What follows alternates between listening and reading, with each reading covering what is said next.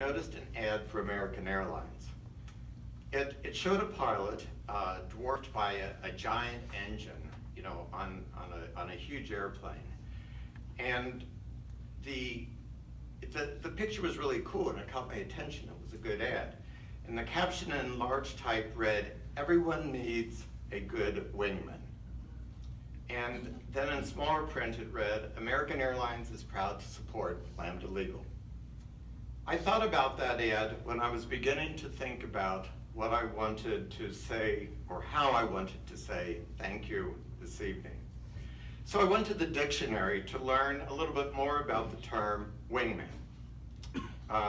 Technically and historically, a wingman, I am going to read here, a wingman is a pilot who supports another in a potentially dangerous flying environment. Wingmen were originally the plane flying beside and slightly below in the formation. But today the term has taken on a broader and generally more applicable definition. Wingman is a role that a person may take when a friend needs support. And I thought to myself, in connection with Highlands, that's us. That's we, you and I. We are the Bluebird wingmen. And as a good retired lawyer, I need to stop here to insert a small disclaimer. Quote, "Wingman shall certainly be understood to include wing women and is used only to avoid having to fight the wingman and wing woman tongue twister throughout. And to be quite honest, wing person just sounds really weird." So, close quote, and now we'll go back to where we were. First, we are all thankful. Well, I guess first we have to ask the question, why do we choose, through our alumni support, to be the wingman for Highlands? And I think there are actually several reasons for that. First, we are thankful for our years at Highlands. They, importantly, got us into the college or otherwise prepared us for our careers. Those years taught us how to think. At least that's what always Mr. Engelhard told us about geometry. We took geometry so we could learn to think. God knows I can't think of any other reason why we took geometry. So maybe he was right about it, I don't know. That was his explanation. And indeed, we did learn to think at Highlands and accumulate knowledge that we would use and rely on down through our many roads. Highlands has taught us how to extend ourselves by offering a full menu of extracurricular and support opportunities. It wasn't just the book learning itself, but it was the extension that we also had the opportunity for. How many high schools offered their students the opportunity to sing with the May Festival Chorus of the Cincinnati Symphony Orchestra? Or today have a full-scale TV production studio? Or even to learn the intricacies of high school football for a couple of minutes every Monday morning in the very first part of advanced government class when we helped Owen Howe put his scouting reports together for that week. Multi-faceted education. But seriously, Highlands gave us examples of the best of adult role models, both in the classroom and out. Role models for us to emulate as we grew into becoming our own role models for others. I'm reminded when I first started working with Proctor, somebody said to me, Tom, there's three ways to do things in the world. I said there's the wrong way, and there's the right way, and then there's the P&G way. And they said the P&G way is actually even better than the right way. And I actually think that the same can be said for the Highlands way. Let me give you just one personal example that I think is a good demonstration of Highlands and how the people of Highlands go above and beyond what's necessary. It's a very personal example. It's a little story. It's not a funny one, but I think it has some meaning. I took Latin and did pretty well with it. at least when Ann Johnson's hands weren't wrapped around my eyes during sight, translation in class. Somehow I made it. And when I wanted to extend myself by getting involved in Latin Club state politics and run for a state office, Mrs. Miller, my teacher and our Latin Club sponsor, encouraged me to do so. And I succeeded. I was elected state president of the Kentucky Junior Classical League. And with the encouragement, excuse me, of the state organization, I decided to run for national office of the JCL. And that would take place at a convention out west the summer after my sophomore year. So far so good.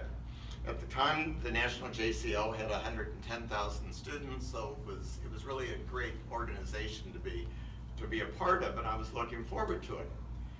Then, here's where the story gets interesting, and where the Highlands tradition, I love you, where the Highlands tradition becomes contagious,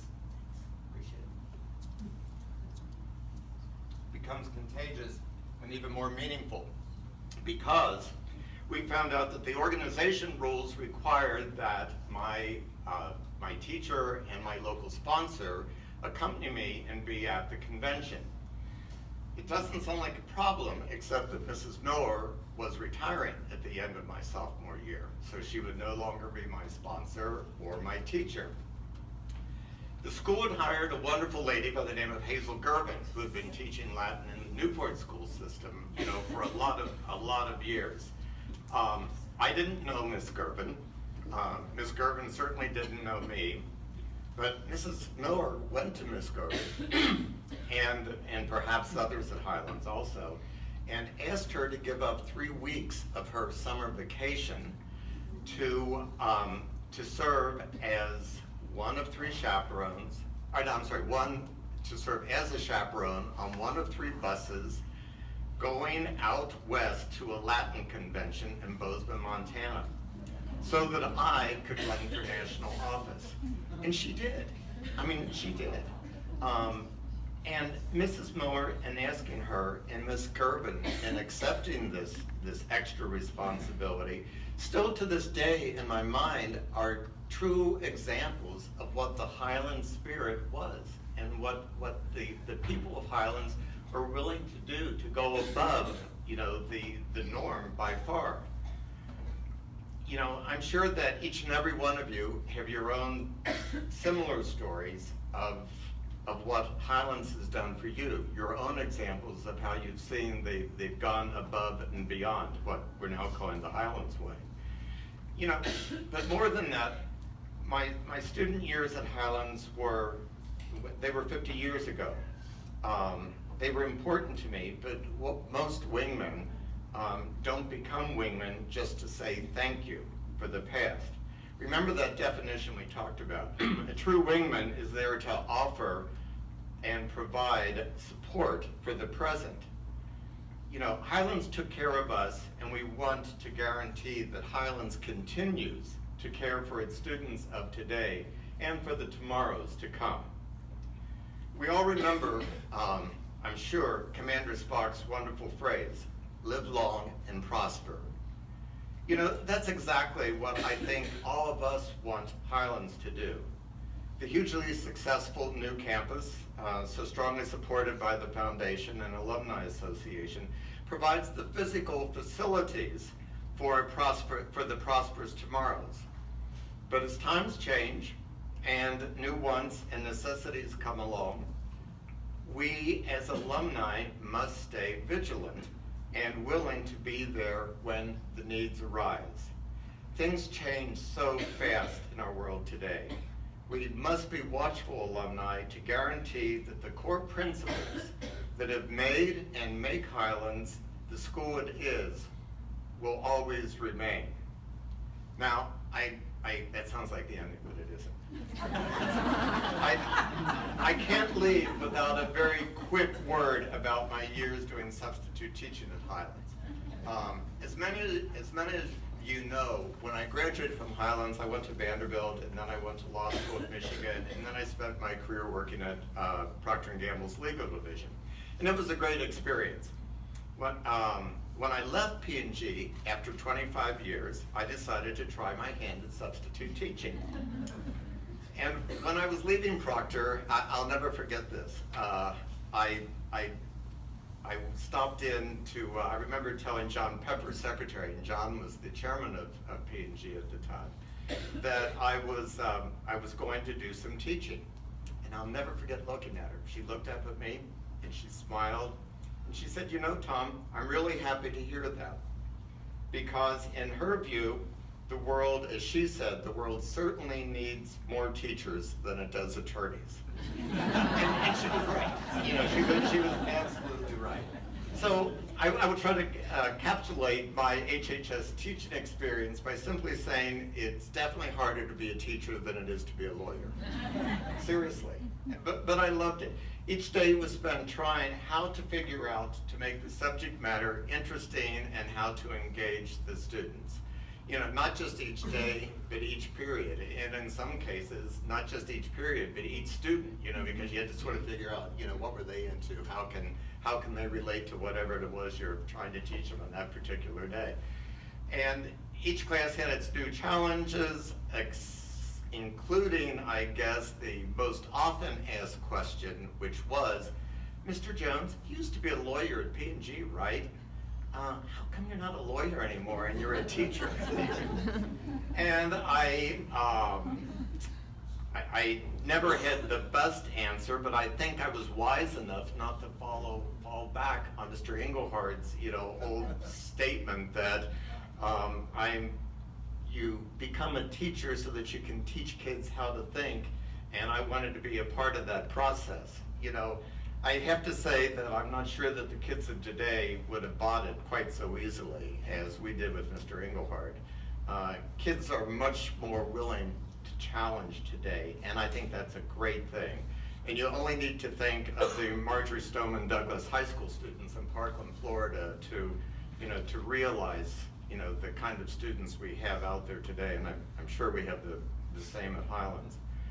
So my life since high school graduation, and yours, has been filled with other schools, other organizations, other activities, other causes, all of which are most likely very worthy and for which you have a good feeling.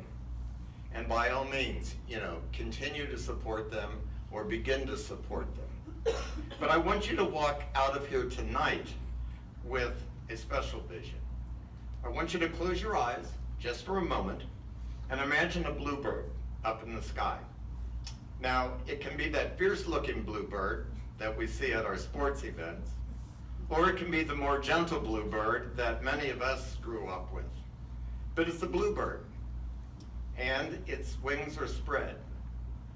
And slightly to its right, and slightly behind, is a squadron of smaller bluebirds, staying close to provide fuel, also known as financial support, and guidance and moral support, also known as involvement. Each of us can and should be one of Highlands' wingmen.